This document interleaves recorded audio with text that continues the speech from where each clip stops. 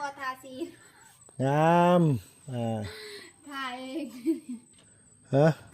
คนบ่เคยทาสีใส่งานได้บ่ เอาท่าเองบ่ใช่ โดยอันนี้อาบุญคงแล้วก็แบบว่าทาบ่เป็นแต่ตัวนี้อาบุญคงค่ะ ตัวนี้ท่าเองบ่ตัวนี้นะ โดย ป้ายันแต่มันบ่ติดเนาะยันแต่มันบ่ติดใช่มันใช่ลาย หมดเลย ฮะ ว่าปองหนึงจน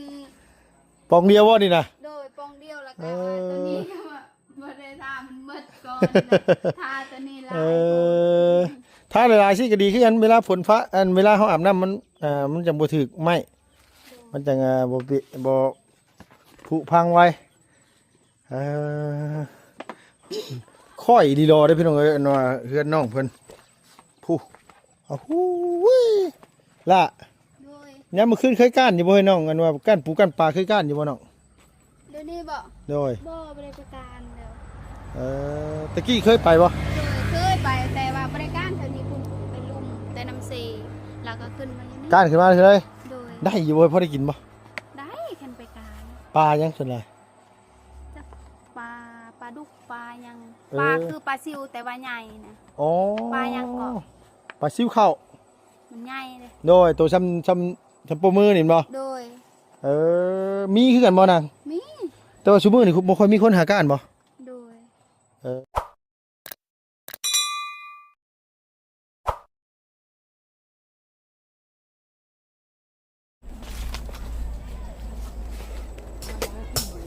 ฮะบ่พาให้กินกะยาบ่พาก็ได้มีแต่ว่าค่อยสิโอ้ยเนาะเงินงบประมาณก็เบิดแหละพี่น้องเอ้ยว่าให้พ่อไก่เทอันนี้นี่เทตารางนะพ่อไก่ต้องเทได้นี่มันเวลามันใหญ่มันอยากมุดมันอยากหมุนได้นี่เนาะแล้วก็อันว่าหาเสาแล้วก็ใช้สังกะสีพอมุงให้หมูอยู่พี่น้องเอ้ยเนาะมะพร้าวเกลือก็ได้ หมดลุงเอ้ย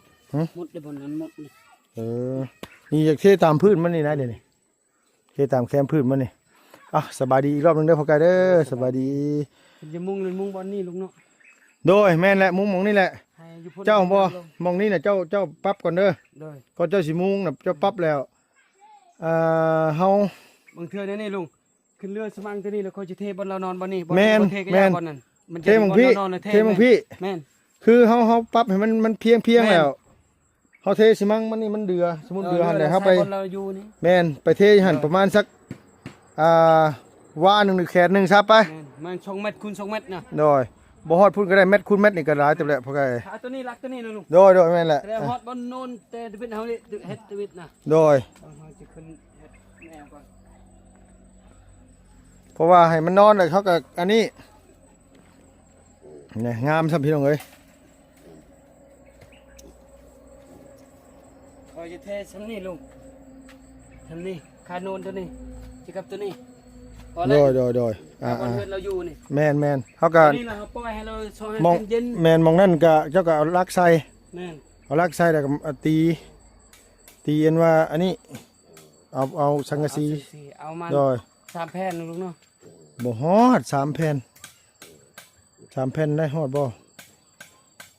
แต่ว่าต้องขังนำได้ทีนี้ขัง อัดน เพราะว่ายันผลพระเด้ ำแม่นนะ ผลพระใส่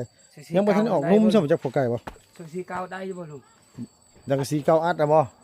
ได้สังกะสีเก่าก็อัดได้อยู่ดอกสังนี่น่ะ อัดผ้าอัดทั้ง โดย ตัวนี้ก็อัด โดยอัดช่องมองนี่นะอัดช่องเจนี่ช่องเจนี่ฟังนั้นบ่ต้องอัดแก่ดอกเจ้าสังเกตบ้างว่ามันยานุ่มหรือยังคำบ่ทันได้ยานุ่มน่ะเจ้าพยายามอันว่าอหยังต้มข้าวเด้อพ่อไก่เด้อ ต้มข้าวสุกบ่ ต้มข้าวสุกหั่นแหละ เออ ต้มข้าวสุกแล้วก็ผสมใส่ห้ำมะเกลือ อืม ต้มข้าวสุกผสมใส่ห้ำมะเกลือเอากล้วยเอาหยังมาทิ่มให้เพราะว่านี่ยังน้อยอยู่ยังเชื่อบ่ทันออกนุ่มซ้ำบ่ เดี๋ จัก ยวนี้ลุงยังน้อยเลยพอคือลุงว่าให้เรากินต้มข้าวให้กินของอ่อนๆก็ให้มันใหญ่มันลื่นละให้กินของแข็งมันนี่กินก โด ล้วย ย กล้วย กิน สุก บะหมี่มันนี่ กล้วยสุกกล้วยหยังกินได้แหละ ให้ สำนี้ก็กินได้แล้วล่ะกล้วยสุกนะ ยัง ได้ มี อยู่นะ ทองเขาจะนื่นๆเนาะ ได้แต่ว่าบื้ออื่นก่อนยังเกลือแล้วเขาก็เอาหม่องซ้ำน้ำหม่องที่ว่าเอาไว้เอาน้ำไว้ให้กินนั่นแหละน้ำนี่เขาก็ต้องมันเวลาเขามันเกลือนี่ก็นึ่งมาลำดับแรกเลยพอไก่ใส่หลักมันนี่เนาะเตาตัวนี้พอดีลุงเนาะ โดย เย็นเนาะให้เย็นเนาะใส่เช้ากับตัวนี้ โดยได้อีดอกเพราะว่าทั้งนี้ทั้งนั้นก็คือเขาเลี้ยงให้มันสะดวกสบายมันแหละเอาไงคนคือกันได้พี่น้องเอ้ยเขาอยู่แคบๆกับอยู่ได้คันว่ามันถูกต้องกันพ่วงก็อยู่บ่ได้ถูกใจ โอ้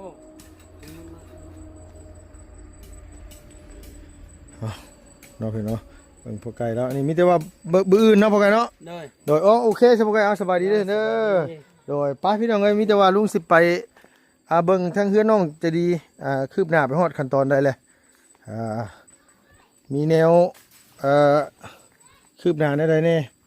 มีแต่ว่าให้ทางอ้ายเพิ่นเฮ็ดตัวนั้นก่อนเนาะพี่น้องแล้วก็จังว่ากันอีกเรื่อง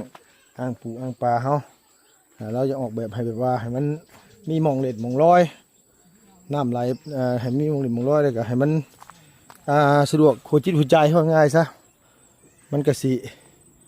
อันนี้ขึ้นเนาะพี่เนาะ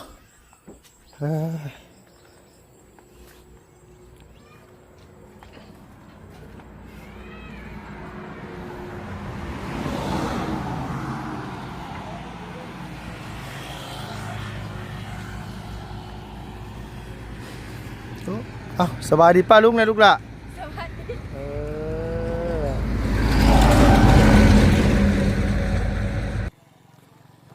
โอ้บอลี่ขึ้นมาฮอดเลยพี่น้องเอ้ยป้า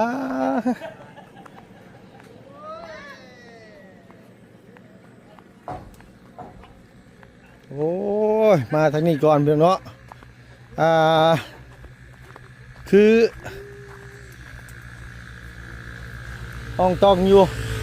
โอ้สะดวกหัวใจเนาะโดยสบายดีลูกหล่ะ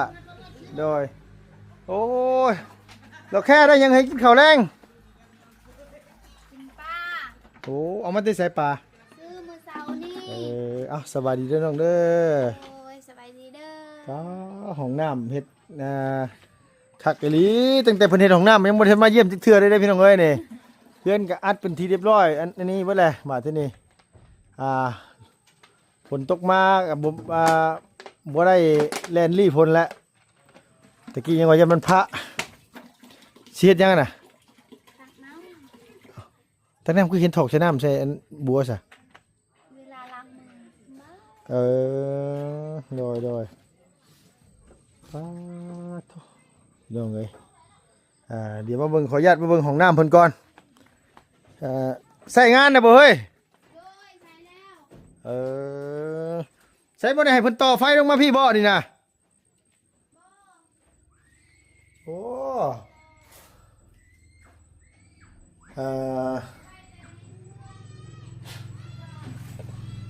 น้อยพี่น้องเอ้ยเนาะน้อยแต่ว่าก็โอเคอย่างน้อยก็งามเนาะทางพี่ก็ป้าโธ่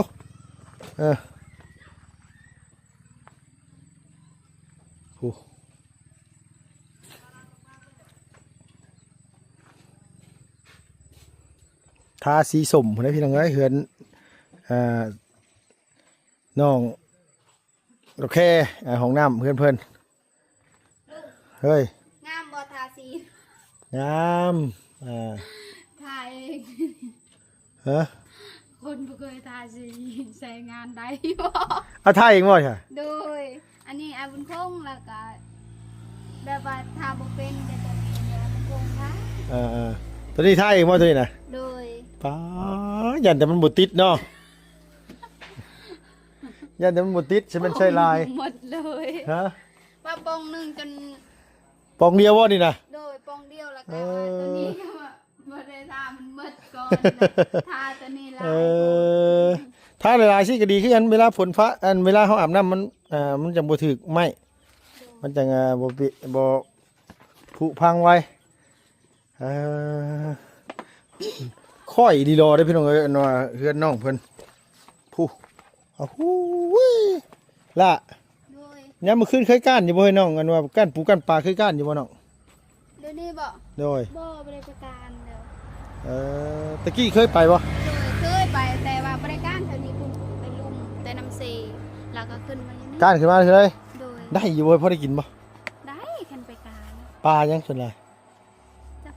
ปลาดุกปลายัง เออ ปลาคือปลาซิวแต่ว่าใหญ่นะ อ๋อ ปลายังเกาะ ปลาซิวเข้า มันใหญ่เลย โดยตัวซ้ำโปรมือนี่บ่ โดย มีคือกันบ่นาง มี แต่ว่าซุมื้อนี่บ่ค่อยมีคนหาก้านบ่ โดย ขี้ข้านขึ้นลายนะว่าง่ายซะคันก้านนี่พอได้กินลุงว่าน้ำสายห้องบ่มีหยังปลาดุก แบบกุ้งน้อยๆนั่นก็มี ปลาดุกก็หลายเนาะ โดย ปลาดุกก็น่าจะหลายเพราะว่าเขาเจ้าไปขุดอันว่า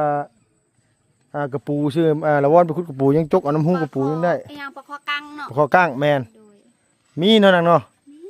เออ แต่บางเทื่อก็มีบ่หลายเห็น โดยแต่ก็พอได้กินเนาะ โดยเห็นไปก็พอได้กิน บ่ขาดดอกเนาะน้องเนาะ โดย ใครก็นอนเว้นอยู่ดอก โดยพี่น้องบ่ได้มาเยี่ยมอันเฮือนน้องเพิ่นแต่โดนๆตู้แม่เราเฮ็ดหยังสารยังไวๆอยู่น่ะ ปลาสวิง ได้ปลายังเฮ้ยว่านี่น่ะโอ้เตียวพี่น้องเอ้ยคืองามแท้ อาจารย์น้ำเมื่อมื้อนั้นหมดแล้วบ่ ฮะ อาจารย์น้ำเมื่อมื้อนั้นฝากน้ำอาจารย์ อาจารย์เล่า โดย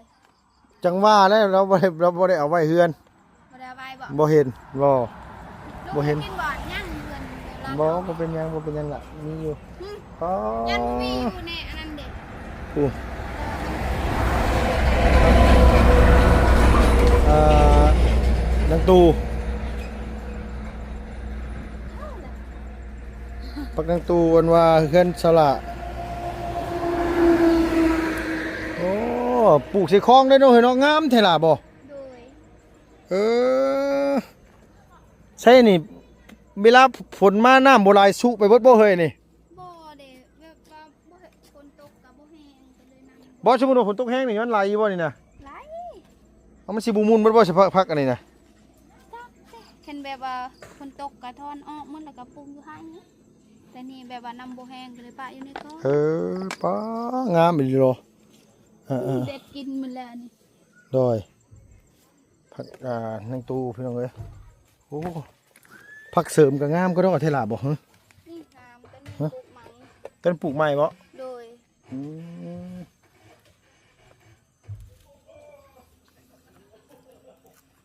เย้ยกินเด็ดเลย ใส่ลาบปลาเนาะ โดย แซ่ ลับบ ปลาลับยังกระแซ่บใช่ผักอันนี้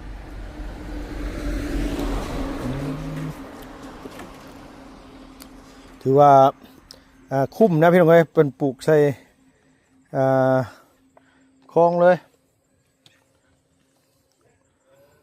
กำลังกันว่าสิตักน้ำไปตักจะใช้น้ำนะ พุ่นน้ำกิน น้ำกินน่ะไปตักที่พุ่นบ่ โดย น้ำใส่น่ะใส่อยู่นี้ อะล้างถ้วยแล้วก็แล้วห้องน้ำก็อาบอยู่นี่ อ๋ออาบน้ำอยู่ของน้ำบ่ โดย โดย แต่ โดย ว่ามักอาบน้ำลึกเลยที่ข้านข้ามทาง มักอาบน้ำลึกเลยขี้ขั้นข้ามทางมาจัง โด วะ ยยานรถยัง อาบอยู่ห้องน้ำ โดยผักบุ้งมาต้นมะฮุงผักโอ้มีหลายอย่างอยู่มื้อหน้าเดี๋ยวสิซื้ออันนี้มะแกงสิคอผักนางตูเพิ่นน้ำเพิ่นนี่แหละเห็นฮู้จักได้ว่ามันอยู่ไสมีบัดนี้น่ะเมื่อวานนี่ลุงแกงขี้เหล็กเมื่อวานนี่ไปหาซอกหาอยู่เฮือนบ่เสียงพุ พักอย่าง ผักนางตูนี่แหละ โดย มันแตกแล้วคือบ่นี่นะ เห็นว่าออกยันมันคือน้ำฝนแล้วมันตายหรอก มันเน่าบ่นี่เด้มันแตกเลยนี่ นี่ก็ง่ายนะ มีแต่ว่าให้ตัวอยู่ล่างหั่นเนาะอ๋อก็ได้มีแต่ให้ตัวอยู่ล่างหั่นอันนี้มันหาแต่แตกกันบ่ โดย อืมโดยดีแล้วล่ะมีแต่ว่าขึ้นมาจะหน่อยก็เป็นหมากแล้วบ่ฮอดปีแล้วหมากลกบ่เฮ้ยนี่ ฮะ หมากลกอยู่ว่าแต่เก่า โดยแต่ว่ามันบ่ยาวคือเพื่อนชาวกุมีมาหุงชาวกุมีงะ อ๋อมันสั้นมันคงสั้นเนาะ โดยแต่ว่ามันยาวมากแต่ว่ามันสั้น โดยลกอยู่แต่ว่าสั้น โด สารสวิงสารเป็นเนาะแม่เนาะเจ้ากันเนาะสารสอนปลาโดยสารสอนปลาว่าซั่นว่าใช่ไปตักน้ำกับมาใช่ไหม อันนี้เฮซ้ายเหลือ ท่านพี่นี่เฮ็ดกันว่าอันนี้พี่น้องเอ้ยมองไปเขาพ่อตัวมือแรกคือตัวใหญ่กว่านี่ล่ะบ่แม่นมื้อนั้นน่ะฮะ อันนี้ใส่เสื้อน้อยไปเลย ใส่เสื้อน้อยเสื้อน้อยหมายความว่าได้วะ เอาใส่เสื้อน้อยกับมันฮัดกัน อ๋อ น้อยเอาใส่เสื้อใหญ่มันกันใหญ่ โดยว่าไงว่าใส่เสื้อบ่ได้รวมใส่เสื้อรัดหุ่นเนาะมันก็เลยอันว่าเบิ่งคือตัวน้อยเออโดยเอาเนาะโอเคสนังสบายดีป้าลุงเด้อโดยไปเยี่ยมมึงพี่น้องไอ้ห้องน้ำเมื่อเพิ่นท่าสีส้มหนึ่งท่าสีส้มท่าสีอันห้องน้ำสาวก็มีสีก็บ่ได้ท่าบ่เป็นหยังพี่น้องเนาะบ่จำเป็นเนาะท่าสีก็ได้ป้า3 คนพากันเฮ็ดหยังเด้ทางนี้เด้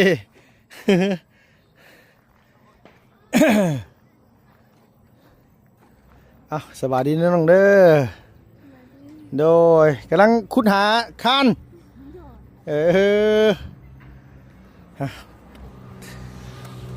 แม่ก็บ่ได้อยู่ซื่อๆแม่ก็ได้สบายดีเด้อแม่เด้อสบายดีโดยมีแต่ว่าคันว่าเฮาเฮ็ดเป็นห้องสิแล้วก็เอาน้ำมาใส่น้ำมาเทใส่มันยุบนะเพิ่นเอาขึ้นลายลีโลเนาะ มันเลื่อน ฮะยุ่งเอาเลยเนาะแน่นเลยนะโดย ยามันแตกบ่คือว่านี่คักแน่แท้คุณหาคาน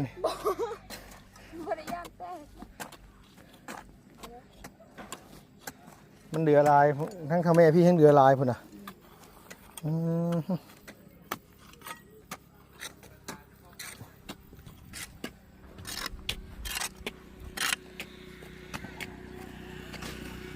มีแต่ว่าเอาออกเลยก็ไปหาเทใส่ได้ก็มีเทใส่หม่องมันที่ว่าอันนั้นแหละหม่องที่น้ำสีเฉาะไปนั่นเนาะแม่เนาะ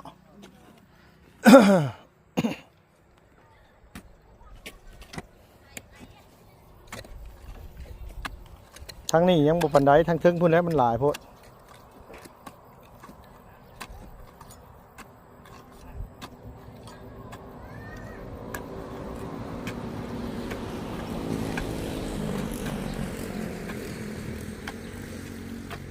กับเมื่อยแล้วเพื่อสิแล้วแม่เอ้ยหาล่อแล้วก็มีมายุ่งเอานางเอ้ยยุ่งเข้ากับยุ่งออกนี่ก็พอๆกันพุ่นได้เฮาว่ะเนาะ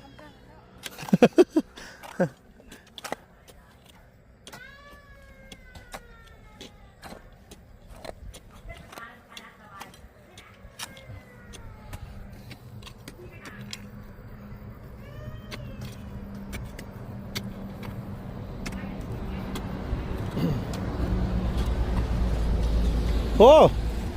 ป่าในไซยังเต็มอยู่ได้นี่นะ ป่าในไซยังเต็มอยู่ได้นี่นะมื้อใดอันว่าเบิดเปรกเป็กนัวกับมักยามเลยเด้อเฮ้ยไซน่ะโดยเนาะแม่เนาะมึดวิสบู่อาบน้ำกับมายามได้เด้นี่นะป้าไว้นี่ก็บ่ได้มีอันนี้ค่าปานใดเด้นี่นะย่อเรียบร้อยเลยก็มีแต่ว่าเอาออกได้เฮ้ยน้ำไซเฮา ฮะเอ้ามันสิเป็นหยังก็ให้ผู้อื่นเอาออกเจ้าของเฮือนออกบ่ได้เจ้าของเฮือนบ่ได้บ่ถ้าเจ้าของเฮือนออกได้เจ้าสิออกบ่มันสิออกเอง บ่แบบว่าคือให้ลุงเอาออกสิน่ะได้เด้อนางเอ้ย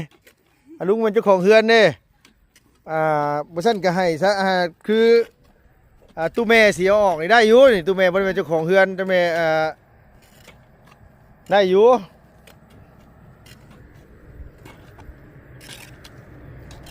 เจ้าของเฮือนเอาออกบ่ได้แล้วบ่มีสิทธิ์แล้วเจ้าน่ะเอาใส่เจ้าของเจ้าของเอาใส่แล้วเจ้าของสิมายามเองบ่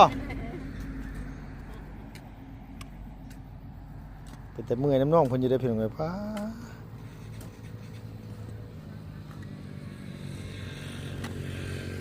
บอกกะเขาล้อมชายไว้อยู่เดี๋ยวสิให้เพิ่นนั้นว่าออกแบบอ่างปลาให้ไม้ก่อนก็มี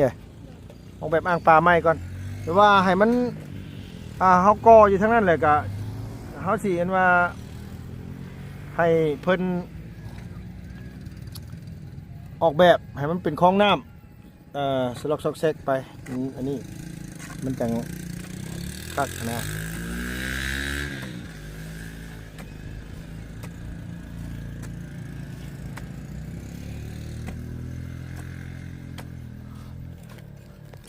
คำเนี่ยไปหามน้ำแบบไหนได้แล้วตุ้มแม่เลยเจ้าเท่าใดก็บ่ได้อยู่ซื่อเด้พี่น้องเอ้ยเท่าก็ดุลีดอแข็งแห้งแน่เนาะแม่เนาะแบบนี้เนาะบ่ได้อยู่ซื่อๆนี่แข็งแห้งแน่พี่น้องเอ้ยเฮ็ดตลอด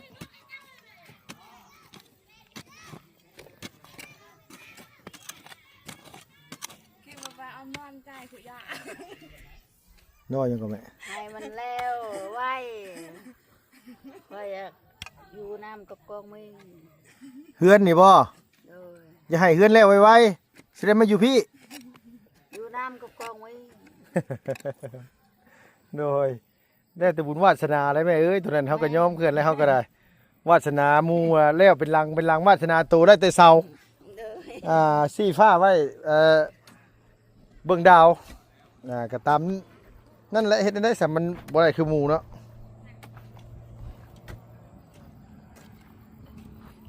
พี่น้องเอ้ยแม่ลูกเพิ่นลุยต่อ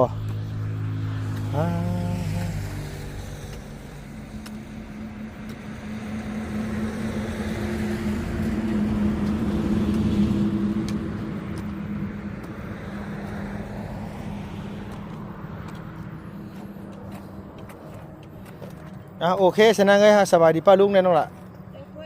โดยสบายดีสบายดีเด้อแม่เด้อสบายดี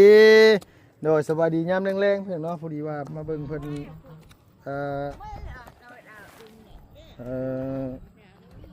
ขุดอันว่า